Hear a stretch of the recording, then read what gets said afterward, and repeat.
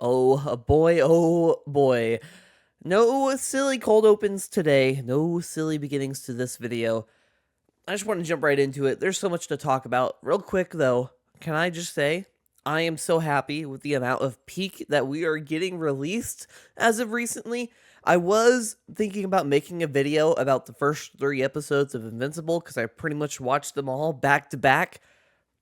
But then I remembered, oh crap, Digital Circus is coming out this Friday. Damn it.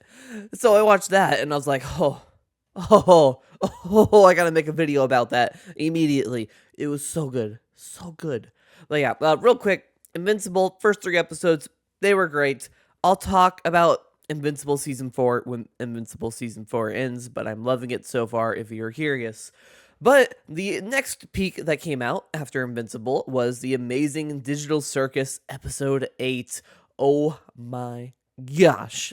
If you're a fan of the Amazing Digital Circus already, you've already seen the episode, probably. You already know how amazing it was. If you haven't seen the Amazing Digital Circus, you should go watch it. I'm going to try not to spoil too much in here. Maybe, in case there is some maybe future Amazing Digital Circus enjoyers.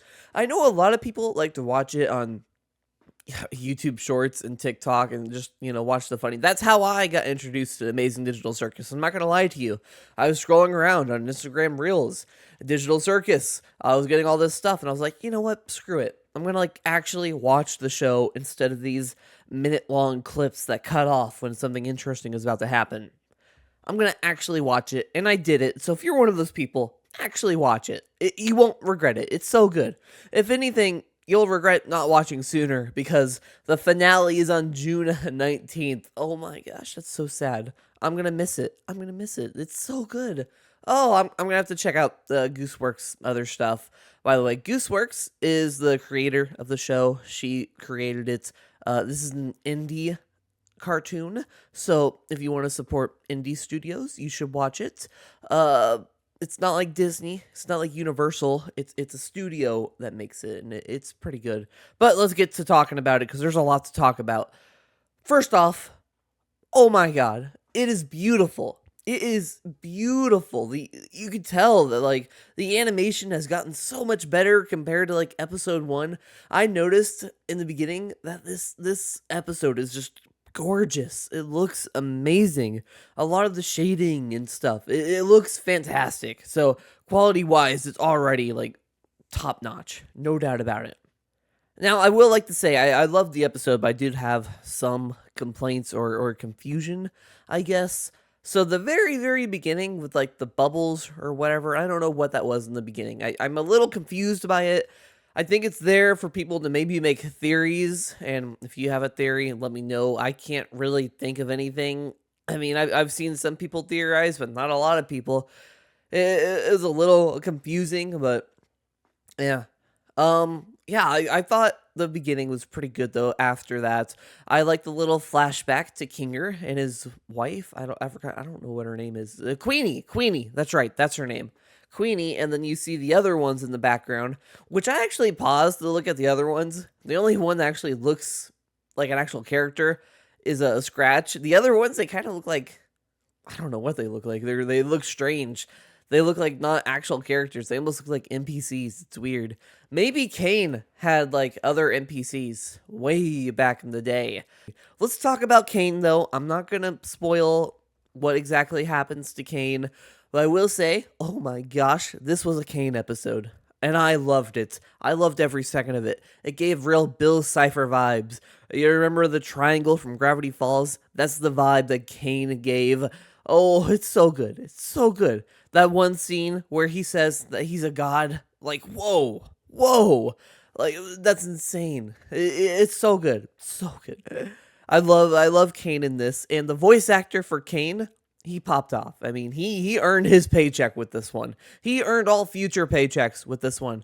That man can sing. Was so good. The whole singing bit, I mean, I keep on re-listening to it, and in the singing bit, they reference the I have no mouth, so I cannot scream thing that the whole show is kind of referencing. And I thought that was really crazy to straight out reference. That was so on the nose. That was wild, but I thought it was good. I like that. The whole song was great. One of my few complaints about this episode is maybe Jax, but it's not much of a complaint because this wasn't a Jax focused episode. Jax has had his episodes. I feel like different characters have had episodes that have a focus on them. Even Gangle has had an episode that has a focus. Obviously, Pomni has an episode. I believe the first episode was focused on her. Jax had the episode where they were shooting and stuff, and like this wasn't a Jax episode. Of course, I was a little disappointed. I want to know more about Jax. They keep on, doing these cliffhangers where, like, we don't know what's going to happen to Jax. We have no idea. But at the end of this episode, I'm even more clueless as to what's going on with Jax. I don't know how he's going to feel about any of it, except for this little teaser where he's kind of angry or whatever. But that's my only, like, kind of big complaint, is that there wasn't a lot of Jax lore. But that's so overshadowed by the amount of Kane lore. Oh my gosh. Oh, I could keep on going on and on about Kane. The whole music thing was awesome. I mean, it just had me hook, line, and sinker. I was so like there's some shows that I watch. I'm like, there's scenes like I don't care, I just get on my phone and start scrolling. As the freaking Gen Zer that I am, I'll admit, sometimes when I'm bored, I get on my phone. I was never on my phone during this entire episode. It just had me so hooked. I guess another complaint. Okay. I guess I have 3 complaints. The very beginning, the lack of Jax lore, and I felt like the Kinger thing was a little forced, maybe? I don't know. Maybe it's just because of all the speculations about Kinger. Like, it makes me think that the other people in the digital circus, like Pomni and Jax, they should have already have thought to put like a bucket on Kinger's head, but maybe they didn't realize how smart Kinger was until the last episode 7, where he talked about Scratch and it was dark in there. I think that's where their suspicions started from, so maybe that's why all of a sudden in this episode they decided to put a bucket over his head and ask him the important questions, and why they didn't do that anytime sooner. I think the cause of that complaint is just because of everybody speculating, which is not a bad thing at all. I think a lot of people have speculated that Kinger knows more than the others, and he was like Cain and Abel or whatever. Like, he was the creator of the digital circus, or like partial creator. And yeah, no spoilers, of course, but you'll find out if he was or if he wasn't if you watch the episode.